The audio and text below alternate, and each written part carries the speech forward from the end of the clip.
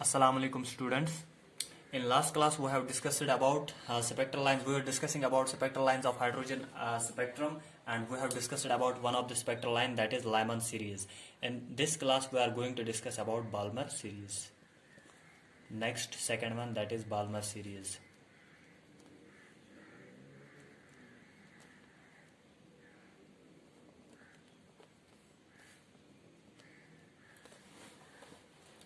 So we can say it is the second spectral series of hydrogen spectrum. ठीक है, second series है hydrogen spectrum की, और ये बिलोंग करती है विजिबल रीजन से. ठीक है, second spectral series of hydrogen atom. We will write these points. It is the second series of hydrogen spectrum. It belongs to the visible region. इसमें जो हमें रेडिएशंस मिलती है तो वो बिलोंग करती है विजिबल रीजन में. ठीक है, it always terminates at first excited state. ये टर्मिनेट कहाँ पे होगी? फर्स्ट एक्साइटेड स्टेट में. ठीक है, इसका मतलब है N1 का वैल्यू क्या होगा? First excited state, that is 2, और N2 का वैल्यू होगा 3, 4, 5 so on up to infinity. कोई भी वैल्यू हो सकता है इनमें से. ठीक है, if you will try to make diagram, तो डायग्राम कैसे बनेगी? दिस इज हाइड्रोजन,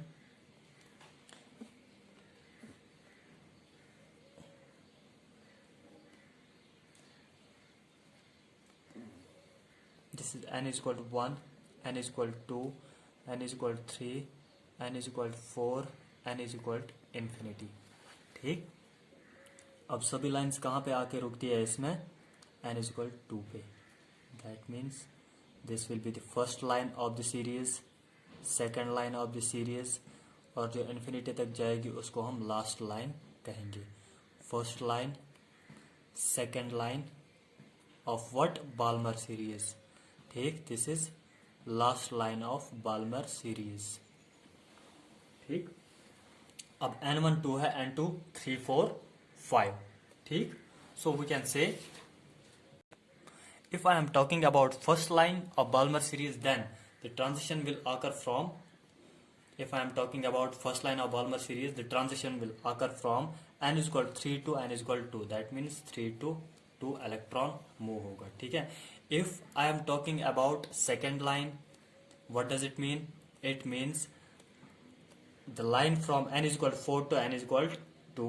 इसमें भी 2 तक ही आएगा. ठीक है, बट कहाँ से आएगा? 4 से आएगा. if I will talk about eighth line of Balmer series, इसका मतलब क्या हुआ? इसका मतलब हुआ कहाँ पे आएगी? 2 पे आएगी. लेकिन कहाँ से? N1 का मतलब अगर 2 है, N1 का वैल्यू 2 है, N2 का वैल्यू क्या होगा? 2 प्लस 8th लाइन है ना, 2 प्लस 8 वो होगा 10. That means 10. If I am talking about last line of Balmer series, इसका मतलब क्या हुआ? ट्रांजिशन हो रहा है फ्रॉम इन्फिनिटी टू 2. ठीक, now we know the energy of both orbits of hydrogen. ठीक है, n इज इक्वल टू 1 में कितनी एनर्जी होती है? E1. ठीक, वो कितनी होती है? 13.6 माइनस 13.6 इलेक्ट्रॉन वोल्ट. E2 कितनी होती है? E2 होती है माइनस 3.4 इलेक्ट्रॉन वोल्ट.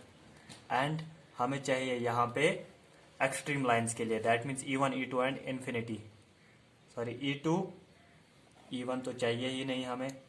E3 कितना होगा? 1.5 इलेक्ट्रॉन वोल्ट. और E इन्फिनिटी कितना है? E infinity that will be equal to 0 electron volt. This is E infinity. ठीक, so we will try to calculate energy of extreme lines. So first line के लिए हम calculations करेंगे. First line के लिए delta E कितना होगा? First line जब ट्रांजिशन होगा फ्रॉम 3 to 2. ठीक है, तो N1 का वैल्यू कितना है? N1 का वैल्यू 2 है और N2 का वैल्यू 3 है. E1, E2 का वैल्यू क्या है? उसमें E2 माइनस E1. ठीक है, यहाँ पे E2 का वैल्यू कितना होगा? E2 का वैल्यू होगा, this will B E1, this will B E2. ठीक है, क्योंकि यहाँ से ट्रांजिशन हो रहा है. E2 का वैल्यू 1.5 माइनस 1.5, वो आएगा माइनस 1.5 माइनस 3.4. वो कितना आएगा delta E? That will B 1.9 electron volt. This is the amount of energy. This is the energy released by the first line. ठीक है, एनर्जी फर्स्ट लाइन की होगी। और लास्ट लाइन की एनर्जी क्या होगी? For last line delta E will be equal to, हमें बस इन्हीं दो extreme lines, first and last line, इनको हम एक्सट्रीम लाइंस कहते हैं, और लास्ट लाइन को हम कभी कभी मार्जिनल लाइन भी कहते हैं। कभी क्वेश्चन में पूछा जाएगा मार्जिनल लाइन, और या तो कभी सीरीज लिमिट का भी यूज करेगा, ठीक है, तो आप ये चीज याद रख लेना। और लास्ट लाइन के लिए डेल्टा ई क्या होगा? वो आएगा E2 माइनस E1। अब E2 क्या है लास्ट लाइन के लिए? इन्फिनिटी से आ रहा है 2 में, ठीक है। इन्फिनिटी पे एनर्जी 0 है, और 2 पे एनर्जी कितनी होगी? 2 पे एनर्जी होगी n इज इक्वल 2 में, दैट इज 3.4, तो 3.4 electron volt. So this will be the range of energy. What will be the range of energy? Delta E will vary from, it will be greater or equal to 1.9 electron volt, and it will be less or equal to 3.4 electron volt. For which series? For Balmer series, ठीक है। If we are calculating the energy, if we are looking for energy for any other species, अगर किसी दूसरे species के लिए energy निकालनी होगी तो 1.9 इंटू सिंपली इसको मल्टीप्लाई करो z स्क्वायर से, electron volt will be less or equal to 3.4 Z square electron volt. This will be the range of energy of Balmer series of any other species, किसी दूसरी species के लिए। ये hydrogen के लिए है, ये किसी दूसरे species के लिए, other species, any other species. Okay. We are also interested in calculating the wavelength. wavelength कैसे निकाल सकते हैं? हमें n1 का वैल्यू मालूम है, n2 का भी वैल्यू मालूम है। यहां पे हम लिखेंगे n1 का वैल्यू 2 है, और फॉर फर्स्ट लाइन के लिए n1 का वैल्यू 2 है, और n2 हमें फर्स्ट लाइन में n2 का वैल्यू कितना होगा? 3 होगा, ठीक है। So we can write wavelength, हम कैलकुलेट करेंगे फर्स्ट लाइन के लिए हम रेडबर्ग फॉर्मूला से, that is 1 by lambda is equal to R Z square into 1 by n1 square that is 2 square minus 1 by n2 square that is 3 square, ठीक। तो हमें lambda मिलेगा यहाँ पे, फॉर हाइड्रोजन हम निकाल रहे हैं, तो हमें लैम्डा मिलेगा यहाँ पे जब इसको कैलकुलेट करेंगे तो 36/5 R मिलेगा आपको लैम्डा फॉर फर्स्ट लाइन, ठीक है। फर्स्ट लाइन को हम कहते हैं लाइन ऑफ मिनिमम एनर्जी और मैक्सिमम वेवलेंथ, ठीक है, क्योंकि इसकी वेवलेंथ मैक्सिमम होती है बट एनर्जी क्या होती है? एनर्जी मिनिमम होती है। और लास्ट लाइन को हम कहते हैं line of maximum energy and minimum wavelength. उसकी एनर्जी मैक्सिमम होती है और वेवलेंथ होती है मिनिमम, ठीक है। अब अगर हमें लास्ट लाइन की वेवलेंथ निकालनी होगी तो कैसे निकालेंगे? 1 by lambda is equal to R Z square, Z का वैल्यू 1 है, आर रखेंगे 1 by n1 square that is 2 square minus 1 by n2 square. n2 क्या है लास्ट लाइन के लिए? इन्फिनिटी, ठीक है, ये 0 बनेगा।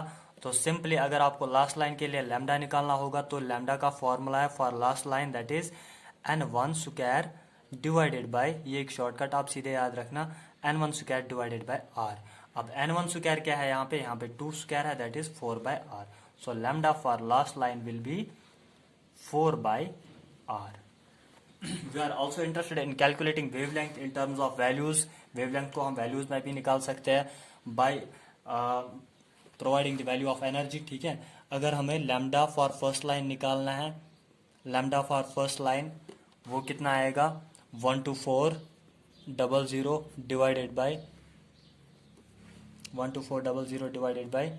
और डेल्टा ई कितना है इसका? 1.9 इलेक्ट्रॉन वोल्ट। तो वेवलेंथ कितना आएगा? इसका वेवलेंथ आएगा approximately that will be approximately equal to 6500 angstrom. और इसका वेवलेंथ लास्ट लाइन का वो बराबर आएगा 12400, और एनर्जी कितनी है? 3.4 electron volt divided by e 3.4 that will be approximately equal to 3320 angstroms, ठीक। This will be lambda for first line, lambda for last line, ठीक है। अब मैक्सिमम कौन है इनमें, this is maximum, this is minimum, ठीक। So this is the wavelength range for Balmer series, okay. Also we know the wavelength range for visible spectrum. Visible spectrum के लिए wavelength range क्या होता है, visible light या spectrum, उसकी wavelength होती है greater और equal to, अगर आपको याद होगा 3800 angstrom less or equal to 7600 angstrom. This was the range of visible spectrum, range of wavelength for visible spectrum. अब यहाँ पे हमने देखा हाइड्रोजन का स्पेक्ट्रम, ठीक है। बाल्मर सीरीज में वेवलेंथ कहाँ से कहाँ वेरी होती है, 3320 to 6500 angstrom. That means these wavelengths fall in this range, इसीलिए यहाँ पे मतलब इसका बाल्मर सीरीज जो होते हैं ये किससे बिलोंग करते हैं, विजिबल स्पेक्ट्रम से बिलोंग करते हैं। But if I will take any other species, अगर मैं कोई स्पीशीज लूंगा, ठीक है, सपोज यहाँ पे मैंने लैम्डा कैसे निकाला, 12400 डिवाइडेड बाय एनर्जी, ठीक है, by the Planck's quantum equation, तो लैम्डा निकाला मैंने। अगर हमारे पास कोई और स्पीशीज होगा, डिफरेंट स्पीशीज, तो मुझे यहाँ पे जेड स्क्वायर भी मल्टीप्लाई करना होगा ना, जेड स्क्वायर भी मल्टीप्लाई, ऐसे यहाँ पे भी जेड स्क्वायर भी मल्टीप्लाई करना होगा। दैट मीन्स डिनोमिनेटर चेंज होगा, वेवलेंथ भी चेंज होगी। सपोज अगर डिनोमिनेटर कभी मुझे 100 आ गया तो न्यूमिनेटर क्या आएगा, 124। Does this belongs to the visible region, 124 वाली वेवलेंथ विजिबल रीजन में बिलोंग करती है, नो। विजिबल रीजन में कौन सी वेव्स बिलोंग करती है, जिनकी वेवलेंथ होगी 3800 to 7600 angstrom. So for it is not necessary, ज्यादातर बच्चों को कंफ्यूजन होता है कि सभी अगर कोई भी स्पीशीज होगी उसकी बाल्मर सीरीज जो होगी वो विजिबल स्पेक्ट्रम में बिलोंग करता है। नहीं, ऐसा नहीं होता है। It is applicable for hydrogen, और हाइड्रोजन में भी पूरी तरह नहीं, क्योंकि विजिबल स्पेक्ट्रम में 3800 एंगस्ट्रॉम से लेके 7600 एंगस्ट्रॉम तक रेंज की वेवलेंथ्स होती है। बट यहाँ पे कौन सी वेवलेंथ्स भी आती है, बिलो 3800 ये वेवलेंथ्स भी आती है। सो हाइड्रोजन के लिए भी ये पूरी तरह एप्लीकेबल नहीं होता। मतलब हाइड्रोजन का बाल्मर सीरीज जो है, हाइड्रोजन का बाल्मर सीरीज वो भी पूरी तरह बिलोंग नहीं करता है विजिबल स्पेक्ट्रम से। उसके कुछ ही वेवलेंथ्स बिलोंग करते हैं विजिबल स्पेक्ट्रम से, बाकी वेवलेंथ्स बिलोंग नहीं करते हैं विजिबल स्पेक्ट्रम से। So we can write here, so we can write all the lines of Balmer series in hydrogen spectrum are not in the visible range. सभी lines जो hydrogen spectrum के Balmer series में present होते हैं वो सभी line ही करते हैं विजिबल रेंज में। तो उसमें देखा गया है सिर्फ 4 ही लाइंस, फर्स्ट 4 लाइंस बिलोंग करते हैं। पहली जो 4 लाइंस होती है बाल्मर सीरीज की हाइड्रोजन स्पेक्ट्रम में, वही बिलोंग करते हैं विजिबल रीजन को। बाकी लाइंस की वेवलेंथ कम होती है 3800 एंगस्ट्रॉम से, ठीक है। So it is not necessary that Balmer series of any species और hydrogen completely lies in the visible range, it is not necessary. ये किसी भी रीजन में बिलोंग कर सकता है, इंफ्रारेड, अल्ट्रावायलेट, ठीक है, डिपेंड करता है अब वेवलेंथ कितनी बनेगी, ठीक है। Now we will move to the next, that is Paschen series. Before moving to the next series पहले 1-2 क्वेश्चन करते हैं। तो पहला क्वेश्चन है calculate wavelength of third line of Balmer series of lithium +2 ion in terms of are.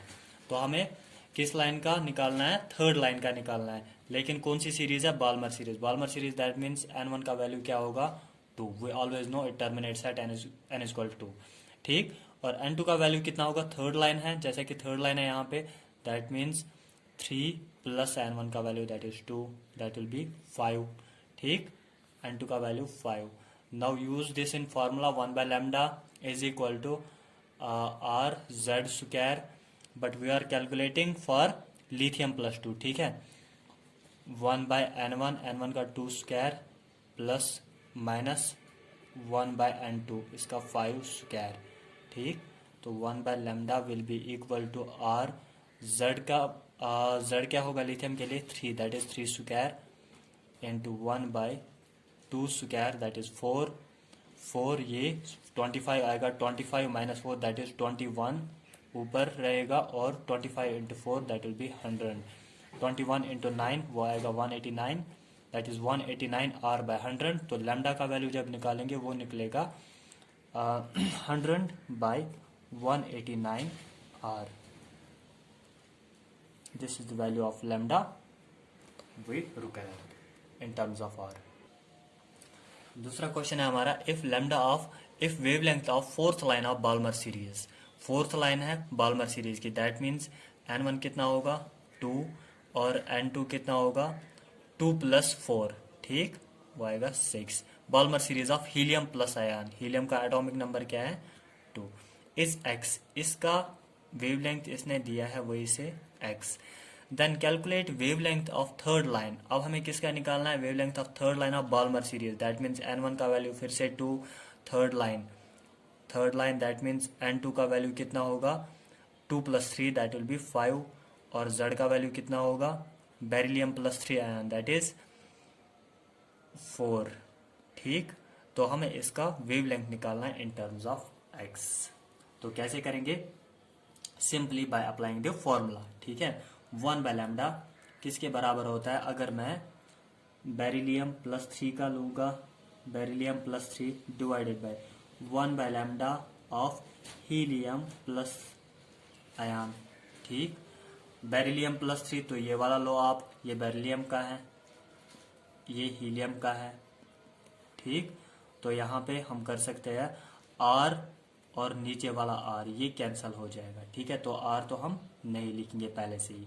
अब इसका Z square आएगा, R Z square that is 4, sorry beryllium का दैट इज Z स्क्वायर 4 4 सा 16 into 1 by 16 into 1 by n1 का value 2 है that is 4 minus 1 by 5 square that is 25, ठीक, divided by यहाँ पे अब हीलियम के लिए करेंगे, ठीक है।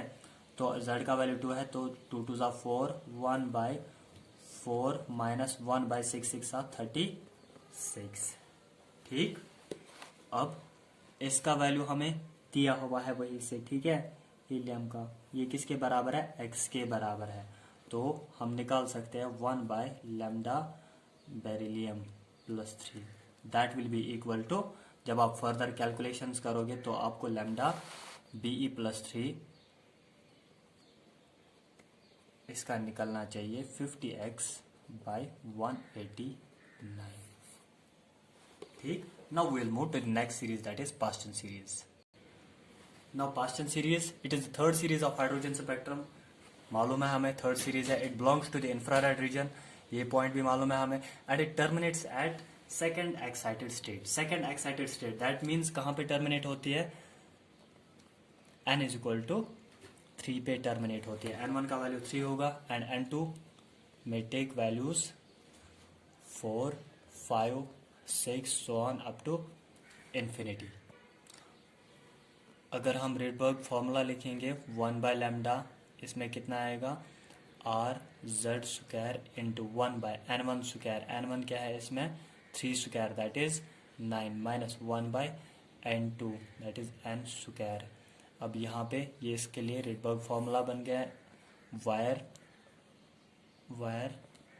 n will be greater than 3, integer ही होगा बट ग्रेटर देन 3, ठीक है। अब हम कैलकुलेट करेंगे, अब हम देखेंगे यहाँ पे वेवलेंथ फर्स्ट लाइन और मार्जिनल लाइन के लिए। तो फर्स्ट लाइन के लिए वेवलेंथ क्या होगी, फर्स्ट लाइन के लिए n1 is equal to 3, n2 कितना होगा, n2 will be 4 for first line of Paschen series. Then how much will be the wavelength, wavelength कितना होगा, दैट विल बी, अगर हम इसी फॉर्मूला से करेंगे 1 by lambda, 1 by 3 square that is 9, 1 by 4 square that is 16। तो यहाँ पे ही जल्दी कैलकुलेशन से करते हैं, 16 माइनस 9 कितना हुआ, वो हुआ 16 minus 9 that will be 7, 7 by 16 into 9 that will be 16 into 9 that will be 144, ठीक, 144। तो हमें मिलेगा 1 by lambda is equal to, और Z स्क्वायर क्या होगा हाइड्रोजन के लिए, अगर हम कर रहे हैं फॉर हाइड्रोजन, ठीक, तो 1 है, तो R into 9, that means 7 R divided by 144, तो लैम्डा कितना आएगा, lambda will be equal to 144 by 7 r. This will be lambda for first line, and this lambda will be first line के लिए, first line is also known as line of minimum energy and line of maximum wavelength. तो ये wavelength maximum होगा.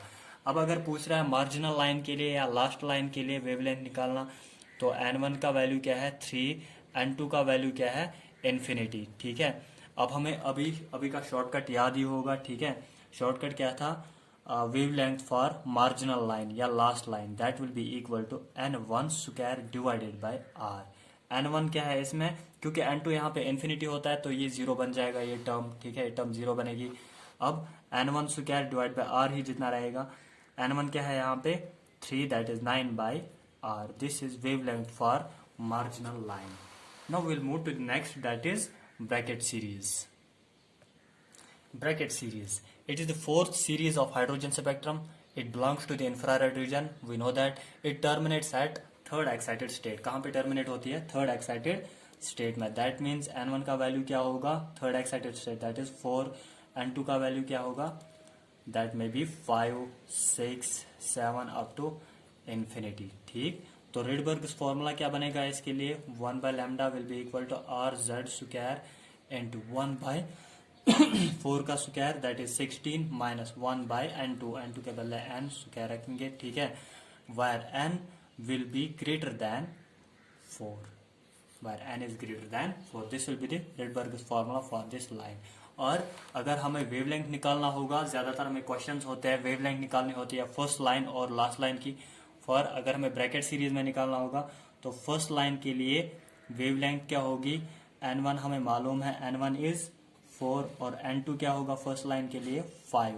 ठीक, तो wavelength कितना बनेगा, that will B 1 by lambda will be equal to, for if we are calculating for hydrogen atom, z will be equal to 1 r into 1 by 16 minus 1 by पहला 4 का square that is 16 और 5 का square that is 25 minus 16 वो कितना बनेगा, वो बनेगा 9 divide by 25 into 16 वो बनेगा 400. ठीक है, तो लैम्डा का वैल्यू क्या आएगा, implies lambda is equal to 400 by 9r. This is lambda for first line. ठीक है, और कभी ये पूछ सकता है मैक्सिमम वेवलेंथ. ठीक है, मैक्सिमम वेवलेंथ फर्स्ट लाइन की होगी. And if you have to calculate lambda for last line, we know the simple formula. ठीक है, फॉर्मूला क्या है, shortcut, that is lambda for last line that will be equal to n1 square divide by r. और if you have to calculate minimum wavelength of line, कोई भी line चाहे Brackett series, किसी भी सीरीज का minimum wavelength, तो आप सीधे करोगे या मार्जिनल लाइन की वेवलेंथ या आपको लास्ट लाइन की वेवलेंथ निकालनी होगी. ठीक है, या सीरीज लिमिट की वेवलेंथ निकालनी होगी. Then at that time you will use that shortcut. ठीक है, n1 square by r. n1 क्या है यहाँ पे 4, that is 16 by r. This will be the wavelength of last line. Now next is Pfund series. It is the fifth series. ठीक है, fifth series of hydrogen spectrum. It belongs to the infrared region, that we know also. It terminates at fourth excited state. ठीक है, कहाँ पे terminate होता है, fourth excited state. Fourth excited state का मतलब क्या है, इसका n1 होगा 5 और n2 का वैल्यू क्या होगा 6, 7. इट में take value 6, 7, 8 so on up to infinity. ठीक, अब रेडबर्ग्स फॉर्मूला क्या बनेगा इसके लिए, R Z square into 1 by n1 का वैल्यू है 5, that is 5 square, that is 25 minus 1 by n square, where n is greater than 5. ठीक, this is Rydberg's formula. And if you have to calculate wavelength of extreme lines, तो extreme lines में first line आती है और last line आती है, first line and last line. तो first line के लिए कैसे करेंगे, फर्स्ट लाइन के लिए n1 का वैल्यू है 5, जैसे कैलकुलेट करते आए हैं अभी तक. n2 का वैल्यू क्या होगा, n2 will be equal to 6. ठीक, तो 1 बाय लैम्डा किसके बराबर आएगा, 1 बाय लैम्डा बराबर होगा, if you are calculating for hydrogen atom then z value होगा 1, तो r into 1 by 5 square that is 25 minus 1 by 6 का स्क्वायर that is 36. ठीक. Then we will calculate this. It will be equal to lambda will be equal to 900 divided by 11r. This will be lambda for first line or lambda maximum wavelength emitted. ठीक. अब last line के लिए हमें simply formula याद है. Formula क्या है हमारे पास? लैम्डा फॉर लास्ट लाइन और मार्जिनल लाइन और सीरीज लिमिट और लैम्डा फॉर लास्ट लाइन. ठीक है. या मिनिमम वेवलेंथ एमिटेड वो कितनी होगी? n1 square divided by r. n1 कितना है? 5 का square 25 divided by r. This will be lambda for last line. So this will B wavelength range for P fund series.